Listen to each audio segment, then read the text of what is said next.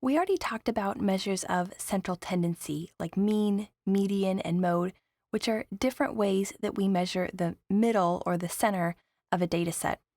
We also want to talk about measures of spread, which are kind of the opposite. It's how much and how is our data spread out around its center. So, just as an easy example, is it really tightly clustered around the center in sort of a uniform distribution, a uniform way? Or is it scattered far away from the center and in an uneven, unbalanced sort of way? So, those are the kinds of things we're talking about when we say measures of spread. In this video, we're going to talk about the two most basic kinds of measures of spread, which are range and interquartile range. Variance and standard deviation are also measures of spread, but we'll talk about those later on in the course. So let's go ahead and start with range, the range of a data set. Let's borrow a data set that we've already used. This is a stem and leaf plot of golf scores made by professional golfers in one day at a golf tournament. And the range of a data set is really easy. It's just the difference between the smallest value and the largest value. So we know from this stem and leaf plot that the smallest value in the data set, the lowest score, was given here by 66. The largest score was given by here, the 7 and the 5. So the highest score was 75, the lowest score was 66. So to find the range of this data set, we simply take 75, the largest value, and we subtract the smallest value, in this case 66, and the result is 9. So the range of the data set is 9. And it doesn't matter what your data is, what order it's arranged in, whether it's arranged here from smallest to largest. It doesn't matter the arrangement, the order, the values that are in your data. It's just always the largest value minus the smallest value, and that gives you the range. We talked before about the data set of the residents of San Francisco. If the oldest person who lives in San Francisco is, let's say, 106, and the youngest person who lives in San Francisco is rounded to the nearest year, 0 years old, then our range for that data would be 106 because we took the largest value minus the smallest value. If we look at the heights of people in our class, and the tallest person in our class is, let's say, 72 inches tall or 6 feet tall, and the shortest person in our class is 5 feet tall or 60 inches tall, then we would take 72 inches minus 60 inches, the tallest person minus the shortest person, and the range of our data would be 12 inches. So this tells us that everyone in our data set is either between 60 inches and 72 inches. The entire interval or range that encompasses all of the people in our set is 12 inches wide. The number of years that encompasses the ages of all the residents in San Francisco is from 0 to 106 or 106 years. The range of golf scores scored by the golfers today in this tournament is a spread of 9. The difference between the lowest score and the highest score was 9. So all of the golfers in our tournament today scored somewhere in this 9-point range. Now let's talk about interquartile range. We write that as interquartile, like this, range. And we abbreviate interquartile range as IQR. When we talk about interquartile range, we want to think about this part of the word here, quartile. Quartile is a quarter. So when we're talking about interquartile range, what we're doing is we're measuring the distance between one quarter of the data and another quarter of the data.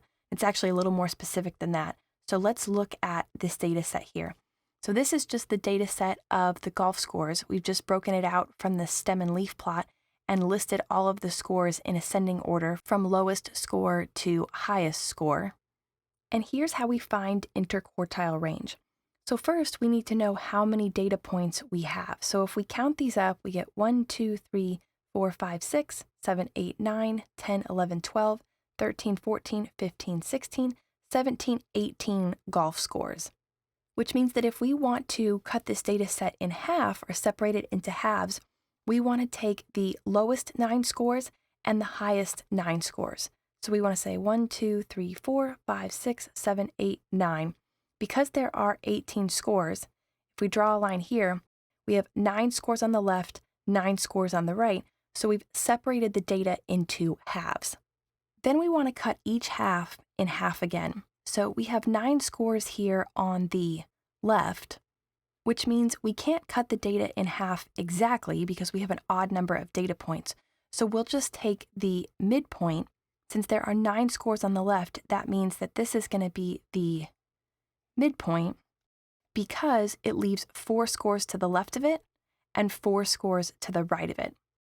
Same over here, we had 9 scores to the right of the line, so we want to say 1, 2, 3, 4, which means this is our midpoint here of that, and then 4 scores to the right. So you can see here that we've now, in a way, divided our data into quarters. Roughly, this is the first quarter of the data, this is the second quarter of the data, the third quarter of the data, and the fourth quarter of the data. And these are called quartiles.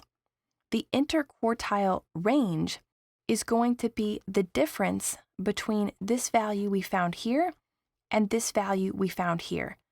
In other words, the dividing line between the first and the second quartile, or the top of the first quartile, the bottom of the second quartile, is this number right here. This 71 score here is the top of the third quartile and the bottom of the fourth quartile. It's the dividing line between the third and fourth quartiles. And that interquartile range is specifically the difference between those two numbers. Therefore, in this case, to find the interquartile range, we just take 71 minus 68, and we get an interquartile range of 3. Interquartile range is helpful in measuring spread because it tells us that if the interquartile range is large, then the data is spread out far away from the median. If it's small, it tells us the data is more tightly clustered around the median. Now notice here that in this example, we had an even number of data points. Remember, we had 18 golf scores in our data set here, so we had an even number of data points, which means that when we went to find the median, we would have had to take the mean of these two numbers right here, which would have been 69.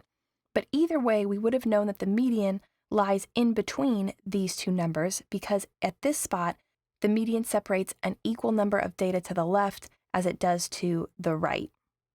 When that's the case, when we then go to find the median of just the left side and the median of just the right side, we're going to have an odd number of data points on both sides, which means that we're just going to be able to locate an exact value, the value in the middle, as sort of the median of the lower half and the median of the upper half. So it'll be really easy then for us to find the difference between those two numbers. But if we take a different data set, a data set that has an odd number of values in it to begin with, we see that we have 1, 2, 3, 4, 5, 6, 7, 8, 9. So we're starting with an odd number of values.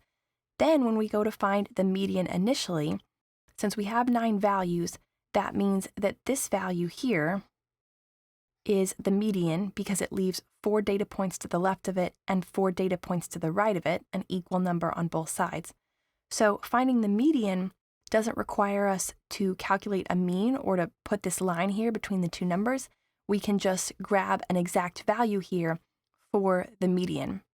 But then when we go to look at the lower half and the upper half, this time we'll have to take a mean like we did initially with the middle, because now our left and right halves have an even number of data points. So here we started with an even number of data points and we were left with an odd number of data points on each side.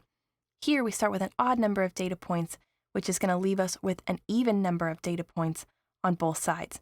So here, to find the median of the lower half, since we have 4 data points, the median is going to be somewhere in between here, which means we need to calculate the mean of these two values. So that'll give us 68 plus 69 divided by 2 is equal to 68.5. And then if we look at the upper half, since we have 4 values, the median is going to be in between here, 2 values on the left, 2 values on the right, which means that in order to find that median, we need to calculate the mean of these two numbers. So 71 plus 71 divided by 2 is going to be equal to 71.